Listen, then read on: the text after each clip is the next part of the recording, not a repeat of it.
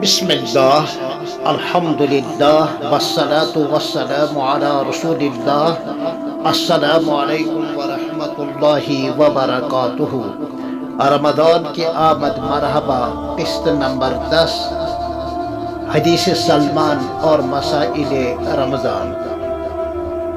پیارے نبی صلی اللہ علیہ وسلم کا پیارا پیارا ارشاد، من تقرب فیہ بخصلۃ کان کمن ادی فیہ فریضۃ۔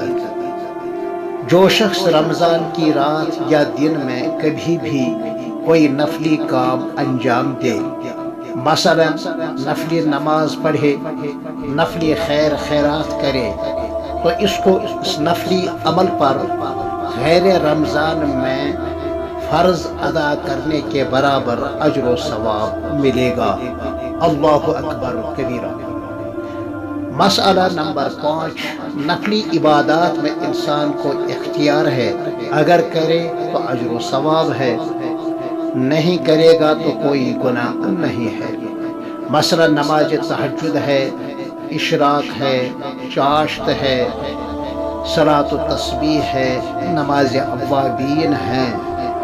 اسی طرح نفلی خیر خیرات کو بھی سمجھیں کہ اگر کوئی کرے تو ثواب ملے گا، نہیں کرے گا تو اللہ کے یہاں اس پر پکڑ نہیں ہے، مگر ماہ رمضان کی برکت یہ ہے کہ اس کو اس پر فرض جیسا اجر و ثواب ملتا ہے۔ سچ کہا ہے جس نے بھی کہا ہے، خدا کی دین کا، دین کو عطا بخشش، خدا کے دین کا موسیٰ سے پوچھئے احوال، آگ لینے جائے تو پیمری مل جائے۔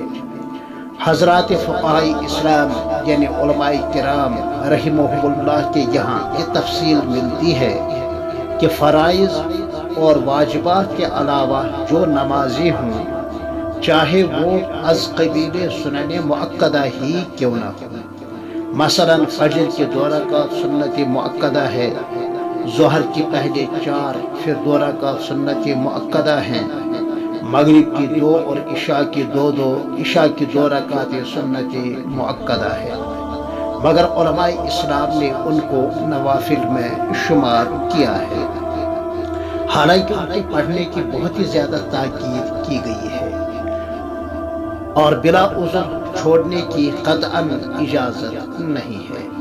حضرت نبی اکرم صلی اللہ علیہ وآلہ وسلم نے پوری حیات طیبہ میں ان کے پڑھنے کا بہت ہی زیادہ اہتمام فرمایا ہے۔ سنن ابن ماجہ شریف کی روایت ہے، من صابر علی 12 رکعۃ فی اللیل والنہار بنی اللہ لہ بیتا فی الجنہ، کہ جو شخص رات اور دن میں ان 12 رکعات پر پابندی کر لے، اہتمام کے ساتھ ان کو ادا کرتا رہے، تو اللہ تعالیٰ اس کے لیے جنت میں ایک گھر بنا دیتے ہیں۔ مگر ماہ رمضان کی برکت سے سنت مؤکدہ کی یہ 12 رکعتیں 12 فرضوں کے، اسی طرح تراویح کی 20 رکعتیں 20 فرضوں کے برابر اجر و ثواب رکھتی ہیں، اور یہ رحمت خداوندی سے کوئی بعید بات نہیں ہے۔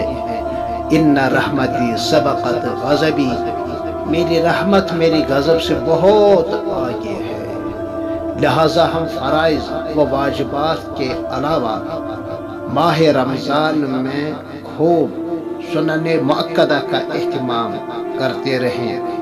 پھر انشاءاللہ آپ سے ملتے ہیں قسط نمبر 11 میں، تب تک کے لیے السلام علیکم ورحمۃ اللہ وبرکاتہ۔